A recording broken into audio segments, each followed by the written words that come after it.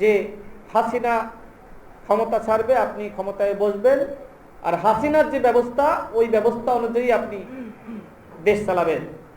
আমার তো মনে হচ্ছে যে ডক্টর মোহাম্মদ ইউনূস এখন হাসিনার পরামর্শে দেশ চালাচ্ছে।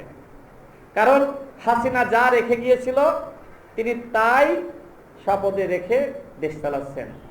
এইভাবে কি মুজিববাদী চেতনার বিনাশ হবে? এইভাবে কি আওয়ামী ফ্যাসিবাদের বিনাশ হবে? কোনোভাবেই সম্ভবপর নয়। এনসিপিকে বলা হয় সরকারের ঘনিষ্ঠ পার্টি, কারণ সরকারের একজন উপদেষ্টা পদত্যাগ করে এই পার্টি গঠন করেছে। তিনি যখন উপদেষ্টা পদে ছিলেন তখন থেকে কাজ শুরু করেছিলেন, এবং ডক্টর মোহাম্মদ ইউনূস তিনি বলছিলেন ছাত্রদের একটি দল গঠন করা দরকার।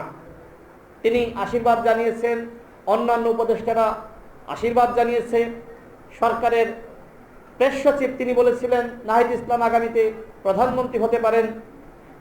এই পার্টি যে সরকারের ঘনিষ্ঠ পার্টি, সেইটা তো আসলে আমাদের আর বলার প্রয়োজন নাই। জাতীয় ঐক্যমত কমিশনের একজন সম্মানিত সদস্য, টিআইবির নির্বাহী পরিচালক, তিনি বলে দিয়েছেন যে এনসিপি কিংস পার্টি। তিনি বলেছেন, তিনি ওই জায়গায় আছেন, তিনি জানেন। তিনি বলেছেন যে তাদের আরো 2 জন উপদেষ্টা এখনো পর্যন্ত সরকারে রয়েছে। যদি তারা থাকেন তাহলে সরকারের নিরপেক্ষতা থাকবে না। তাহলে আমরা যে কথাগুলো বলছিলাম যে সরকার তার নিরপেক্ষতা হারিয়েছে, সেটার প্রমাণ তো করলেন জাতীয় ঐক্যমত কমিশনের একজন সম্মানিত সদস্য। তা আমাদেরকে আর কি বলবেন?